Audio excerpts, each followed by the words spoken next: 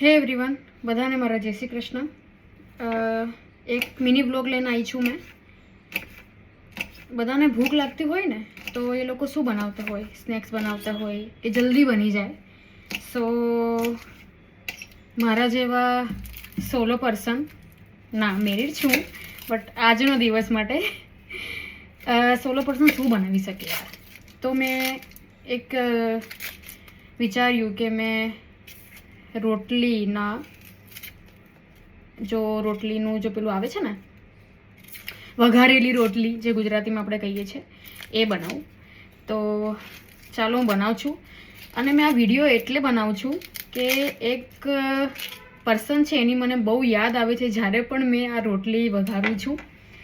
તો આ રહી, બરાબર. મને એટલે યાદ આવે છે એમની કે હંમેશા હું 2020 કે 21માં બંનેમાં મેં જોબ કરતી હતી. તો મારા સાથે એક મેડમ હતા. એ મેડમ ગુજરાતી હતા પ્યોરલી. હું તો હજુ પણ મારવાડી છું બટ ગુજરાતમાં રહું છું.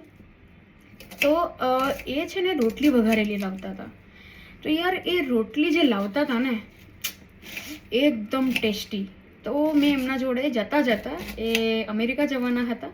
તો જતાં એમના સાથે મેં પૂછી રેસીપી એમને, અને એમને શેર પણ કરી છે મને. તો બસ ત્યારથી લગાવીને આજ સુધી મેં એમના સ્ટાઇલમાં જ રોટલી વઘારું છું. અને જ્યારે પણ રોટલી વઘારું છું ને એ મેડમ મને બહુ જ યાદ આવે. હમણાં હું રડતી નથી, મારા આંખમાં આંસુ આવે છે. કાંદો કાપું છું ને એટલે.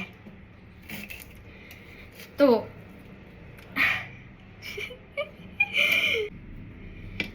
હું નામ લેવા માંગીશ એમનું. હું રડતી નથી, એકચ્યુઅલી મેં કાંદો કાપ્યો છે ને તો ડુંગળી કાપીને તો આંસુ આવી ગયા. હા, એમનું નામ છે વૃત્તિ મોઢિયા. સો એમને હું થેન્ક્સ કહેવા માંગીશ કે જ્યારે પણ તમે આ સ્નેક લાવતા તો એમને ખુદને ખબર છે કે હું ખાતી એમના જોડેથી. સ્પેશિયલી મેં મારું લંચ એમને આપી દેતી. બટ હું અને સ્પેશિયલ એમને કહેતી કે આ તમારી મમ્મીને કોને બનાવી આપે.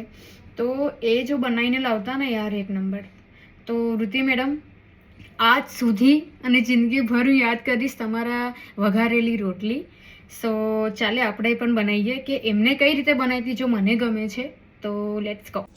મેં અહીંયા ડુંગળી લીધી છે, આ મસાલાઓ છે ને આ રોટલીને બારીક મેં ભૂકો કરી દીધો છે. હવે આપણે થોડું તેલ લઈશું. તેલ તમારા મરજી પ્રમાણે લઈ શકો છો, પણ થોડું ક્વોન્ટિટીમાં વધારે હતું, એટલું પણ નથી લેવાનું.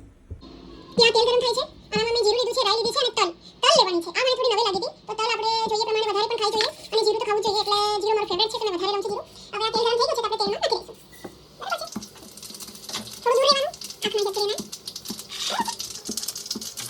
હવે બધું થઈ જાય એના પછી આપણે ડુંગળી અને મરચાં નાખીશું.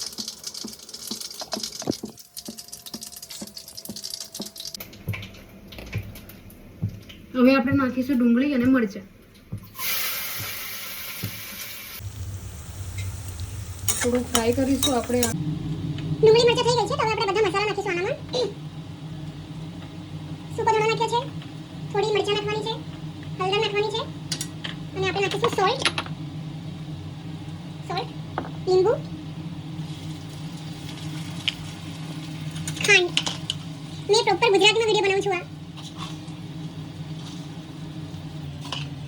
હવે આપણે મિક્સ કરીશું. આપણે બધી નાખી દઈશું, બરાબર છે. સો જોઈ લઈએ કે કેવું લાગે છે. જોઈ શકો છો તમે. બસ હવે મેં બધા મસાલા સાથે આને મિક્સ કર્યા છે. હવે એને હું 5 મિનિટ માટે ઢાંકી દઈશ, બરાબર છે. આપણે એને ઢાંકી દઈશું ઓનલી ફોર 5 મિનિટ. સો હે એવરીવન, તૈયાર થઈ ગયા છે આપણા ગરમા ગરમ વઘારેલી રોટલી. એન્ડ થેન્ક્સ ફોર રેસિપી વૃત્તિ દીદી.